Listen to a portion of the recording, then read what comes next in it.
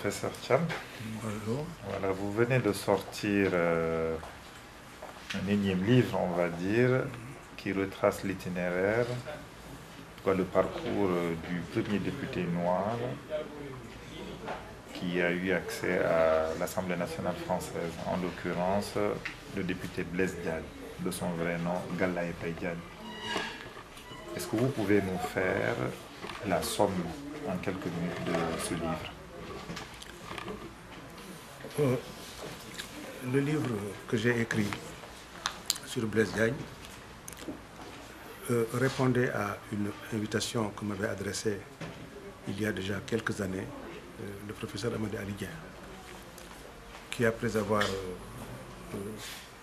pris connaissance d'une partie de mes travaux de recherche, m'avait dit: je pense que tu devrais écrire un livre sur Blaise Diagne. Je n'avais pas eu le temps jusqu'à présent de le faire.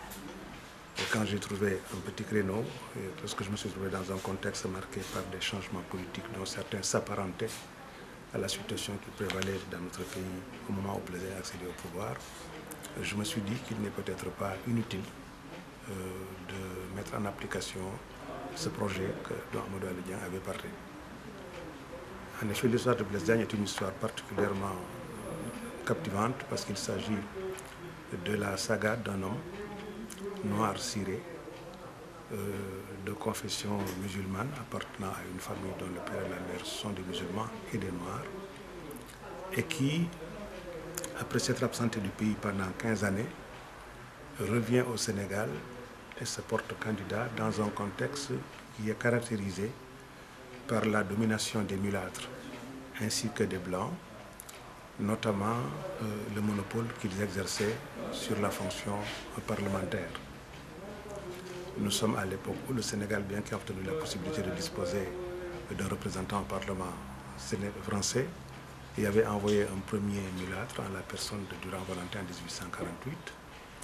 Mais cette expérience avait été relativement courte puisqu'elle sera supprimée presque immédiatement après. Et en fin de compte, lorsque le Second Empire va arriver, la représentation du Sénégal au Parlement français a été même purement et simplement supprimée. Le Sénégal devra attendre quelques longues années, pratiquement 17 années, pour qu'entre 1852 et 1871, le Sénégal retrouve à nouveau le droit d'avoir un représentant au Parlement. Ce sera un Européen qui sera élu et c'est lui qui sera la base du système des communes de plein exercice dont on parle tant dans notre pays.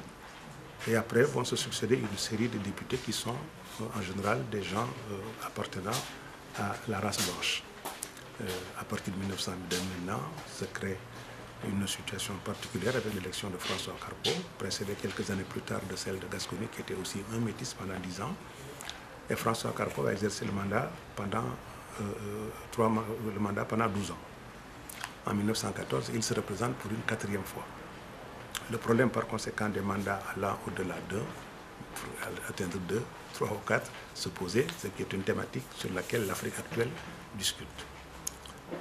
Quand cette question est venue sur le tapis, le Sénégal vivait des changements fondamentaux parce que les métis et les blancs qui occupaient le haut du pavé n'avaient pas du tout envie d'être écartés de la direction des affaires du pays. Et ils souhaitaient continuer à faire régner leur magistère. Mais depuis 1802, la jeunesse sénégalaise organisée au niveau des communes de plein exercice, notamment Saint-Louis, avait créé des structures telles que la Chambre. Et dans les années 1812, ils avaient créé le Parti Jeune Sénégal, ainsi que l'Aurore de Saint-Louis. Et c'était ainsi doté d'un instrument à partir duquel ils envisageaient d'ambitionner, de renforcer leur position dans les instances de direction et les instances de pouvoir.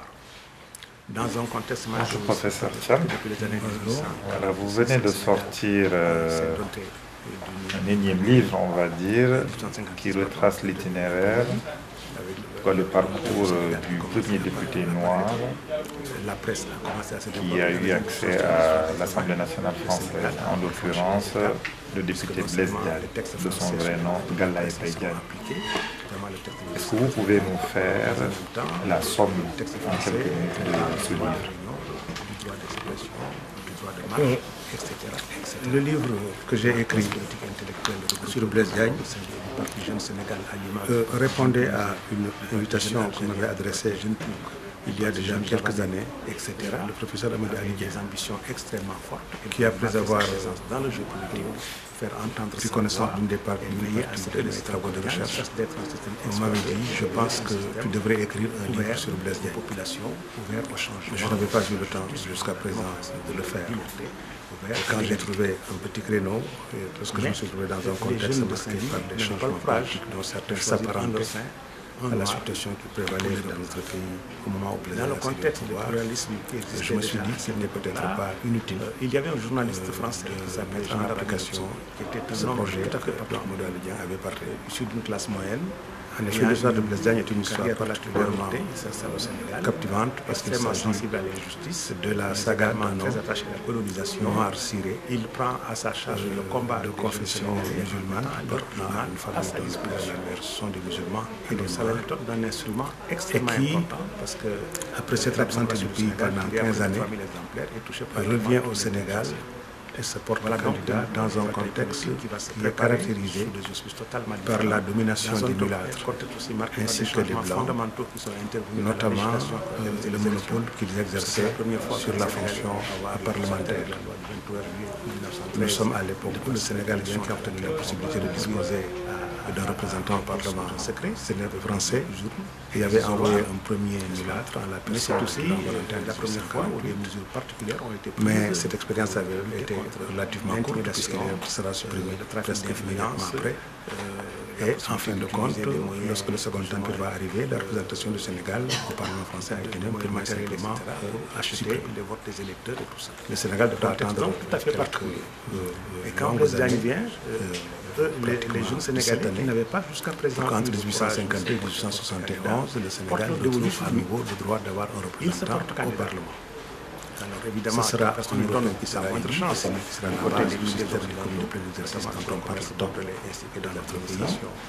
Et après vont se succéder une série de députés qui sont, il croit en général, des gens appartenant à la race blanche. Cette campagne se termine à partir de 1902 maintenant, se crée une situation particulière avec l'élection de François Carpol, précédée quelques années plus tard de celle de Gascogne, qui était aussi un métis pendant 10 ans. Et François Carpol a exercé le mandat pendant 12 ans. En 1914, il se représente pour une quatrième fois.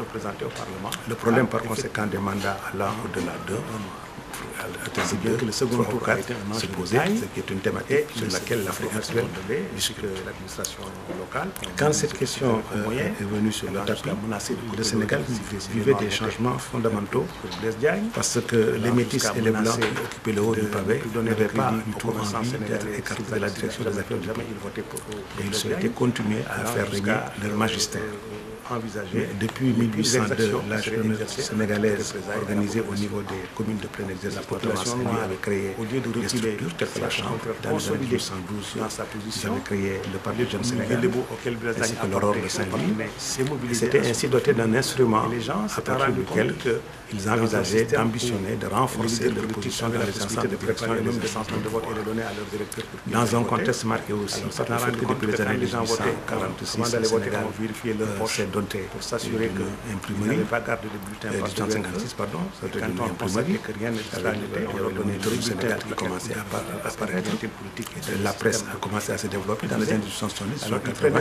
Le Sénégal a encore franchi des étapes, parce que non seulement les textes français sur la liberté de la presse sont appliqués, notamment le texte de 1881, mais en même temps, les textes français traitant du droit de réunion, du droit d'expression, du droit de marche, etc. sont la classe politique intellectuelle regroupée autour de l'ordre de Saint-Louis, le Parti jeune Sénégal, du Parti jeune tunisien, du Parti jeune algérien, du Parti jeune turc, du Parti jeune javanais, etc., avait des ambitions extrêmement fortes. Elle voulait marquer sa présence dans le jeu politique, faire entendre sa voix et veiller à ce que le système colonial cesse d'être un système exploiteur pour devenir un système ouvert aux populations, ouvert au changement, ouvert à la justice, ouvert à la démocratie, ouvert à la liberté, ouvert à l'égalité.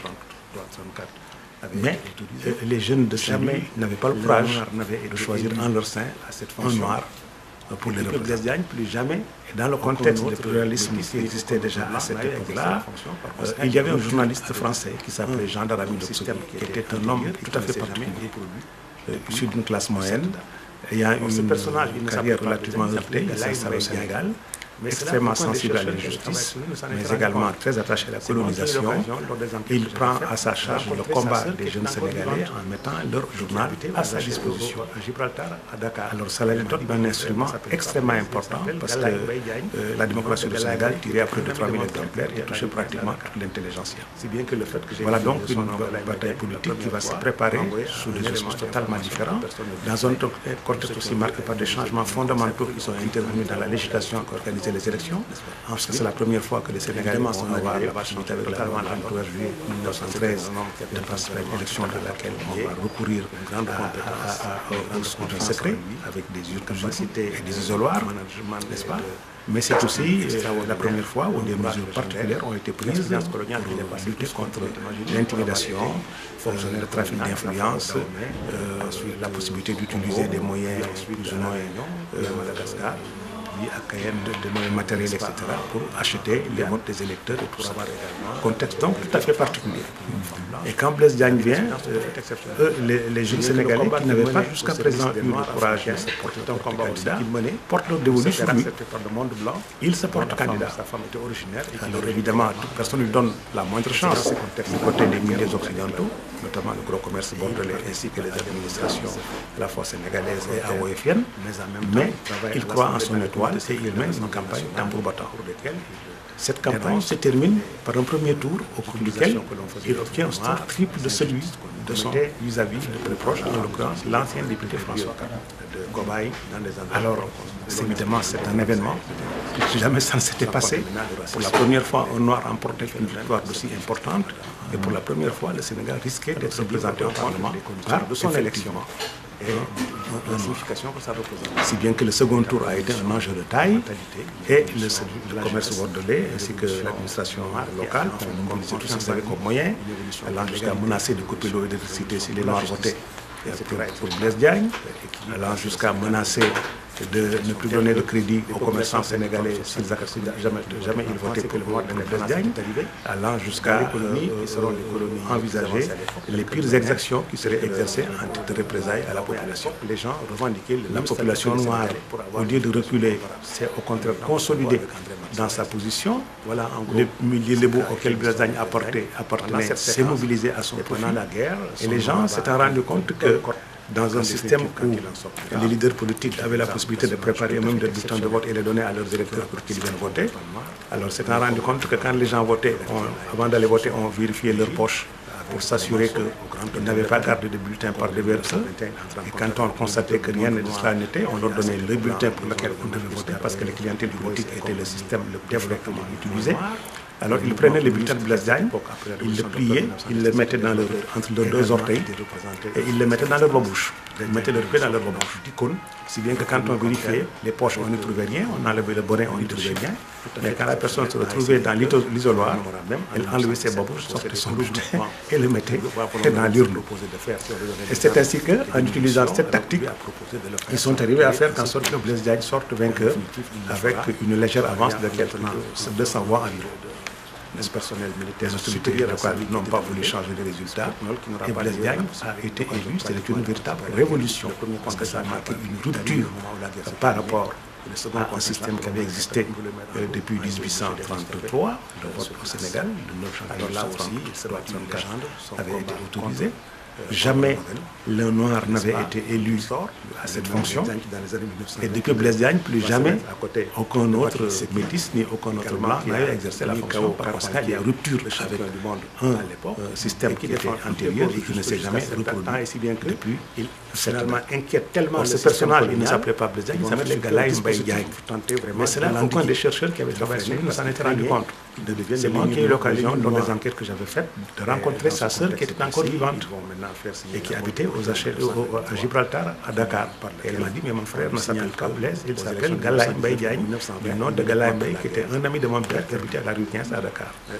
Si bien que le fait que j'ai utilisé son nom Galaye Mbaye Diagne pour la première fois renvoyait à un élément d'information que personne ne détenait, tous ceux qui ont eu à utiliser le même concept l'ont pris dans les travaux que j'avais effectués, devenir un danger, n'est-ce pas? Ensuite, évidemment, son arrivée va changer totalement la donne, parce que c'était un homme qui avait un tempérament tout à fait particulier, une grande compétence, une grande confiance en lui, une capacité de management de casting extraordinaire, un courage légendaire, une expérience coloniale qui dépassait tout ce qu'on pouvait imaginer pour avoir été fonctionnaire colonial, à la fois au Gabon, ensuite au Congo, puis ensuite à La Réunion, puis